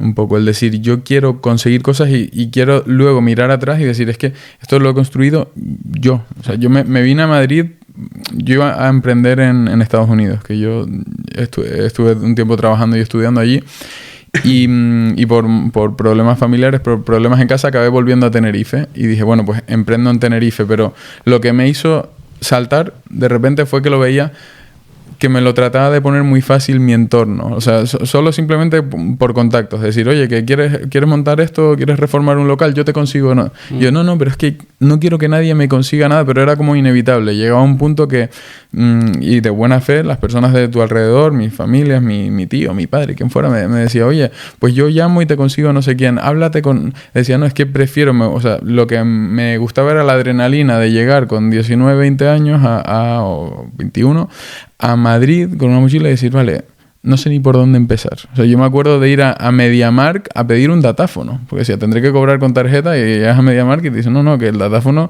te lo dan en el banco, chaval. Y ese tipo de cosas son las que me gustaron realmente, de tener que ir tumbando puertas y ahora mirar hacia atrás y decir, vale, es que lo hice desde el paso número 1. Entonces siento como que es mío, es mi mérito real, digamos. Y luego aparte, cuando tú haces eso que tú dices, que recorres todos los pasos desde el inicio hasta el final, te da una solidez y una confianza en ti mismo brutal. Sí. Es decir, yo digo que esto es como cuando ves a alguien escalar, ¿no? Y va afianzando el punto de los donde pisa, el piolet, el tal y cual. De alguna manera dices, está muy seguro de que cada paso que da es el correcto, ¿no? Y si no, pues da marcha atrás y busca otra ruta. Pero es él el que de alguna manera no te has subido con un helicóptero ahí arriba y te faltan los últimos 10 metros, ¿no? Sino que vienes desde abajo. Y yo creo que eso en el mundo del emprendimiento es fundamental, porque cometemos muchos errores. Y está muy bien que sean errores pequeños al principio, ¿no? Claro. Porque eso te ayuda a ir entendiendo cómo funciona este mundillo, ¿no? Y decir, pues mira, esto ya me pasó a mí. Yo eso lo comentaba con algunos colaboradores que me decían, y ahora digo, mira, nosotros empezamos siendo 4 gestores y una persona en back office, middle office en nuestro fondo. Y acabamos siendo 15 tíos, de los cuales 2 éramos gestores y el resto eran ventas, compliance, back office, middle office, traders. Lo cual te da una idea de lo erróneo que fue nuestro punto de partida, ¿no? Pensábamos que lo más importante era la decisión de comprar o vender un activo, cuando nos habíamos olvidado de todo lo importante que era la contabilidad, la relación con la CNMV, el equipo de ventas, quién ejecutaba las órdenes. Entonces, yo aprendí ahí y dije, por mucho que sepas de lo tuyo, normalmente no eres consciente de lo que necesitas para afianzar un proyecto y sacarlo adelante. Y si no te dejan cometer esos pequeños errores y aprender de ellos, cuando luego los cometas adelante pueden ser errores enormes. Entonces yo soy totalmente 100% de la idea de dejadme que me caiga. Está cerca para que no sea una caída grave, pero dejadme que me caiga porque es la única forma en la que voy a aprender. Y además que veo que también el camino natural de un emprendedor acaba derivando muchas veces, no siempre obviamente, en llegar a... O sea, la posición más alta es llegar a una posición más similar a la del inversor, realmente. O sea, para mí tiene como 3 pasos. Al principio es autoempleo, siempre, prácticamente, porque incluso Mark Zuckerberg no creo que haya diversificado su equipo. Al principio es como que eres aprendiz de todo, maestro de nada. Es decir, yo empecé con una heladería, por ejemplo, y yo tenía que hacer los helados, tenía que atender al público, tenía que ir a ingresar al banco, a por el cambio, llevar las redes sociales, los modelos fiscales, era como que te toca hacerlo absolutamente todo. Luego, de autoempleo, pasas a emprendedor, como se entiende un poco más, que empiezas a crear sistemas, a delegar, a construir departamentos dentro de tu empresa. Entonces lo bueno es que al venir de ese autoempleo hablas el lenguaje o sea, intentas contratar personas que sean mejor que tú, pero por lo menos ya hablas el lenguaje. Es decir, te sientas con alguien de marketing y como tú has hecho algunas campañas básicas de ads o lo que sea, pues ya más o menos conoces las métricas, o sea, no te suena chino lo que te están hablando. Como has estado en contacto con la asesoría para los temas fiscales, no es que metas a una persona de fiscalidad que aunque sepa mejor, o sea, aunque sea mucho mejor que tú, que es lo lógico, pero entiendes lo que está pasando, entonces tienes esa perspectiva. Y luego el tercer paso al que por lo menos yo quiero llegar y me quiero enfocar es a estar como totalmente fuera de tus propios negocios y tratarlos como si fueras un inversor y poder diversificar y entrar a otros negocios. Al final de eso es un poco el camino que quiero trazar yo y creo que es por lo menos los emprendedores más exitosos que he conocido han hecho eso un poco. Yo creo que el primer paso bueno es la fase última que estás diciendo, ¿no? Que el hecho de que te fijes en cómo lo han conseguido otros es... O sea, la rueda está inventada muchas veces, claro, no sé por qué hay que empeñarse en inventarla. Y luego lo otro que tú comentas, yo es que me siento muy reflejado. Yo cuando empecé con las redes sociales me lo tomé como un hobby y bueno, pues yo sí, me digo, ¿qué les cuento? ¿No? Y me inventaba una temática y en un PowerPoint me hacía un guión Ponía unas fotos que buscaba por internet, estas libres de derechos de imagen, Claro. le daba al play. Yo tengo la suerte de que, bueno, me pongo a hablar y, como dice mi mujer, ni debajo del agua te callas, con lo cual yo le daba al play, cuando acababa la locución le daba al stop, subía el vídeo a YouTube, que si me miraba en YouTube, que era importante, pues los hashtags, la descripción, el título. Sí, es un mundo. Bueno, me hacía una miniatura yo en plan cutre en PowerPoint, lo subía todo y luego al cabo de 24 horas empezaba a contestar comentarios de la gente en el chat, ¿no? Y aquello va ganando en tamaño. Por supuesto, me entero de cómo se monetiza el canal, rellenas los papeles para que te lo pueda pagar YouTube, luego tienes que declararlo, etcétera, etcétera, con lo cual eres un hombre orquesta, ¿no? Sí. Y hay un momento en que aquello va creciendo y dices, oye, esto es inmanejable. Entonces te llega gente que sabe mucho más que tú, que lleva un tiempo en el mundo y te dice, en primer lugar, dices, enhorabuena, a mí me han llegado a decir esta frase, enhorabuena, tío, porque el crecimiento de tu canal es sorprendente, sobre todo teniendo en cuenta que tienes anticlics. Y yo digo, anticlics, digo, perdona, es que no controlo. ¿Qué es un anticlic? Dice, clic es cuando le das con el ratón.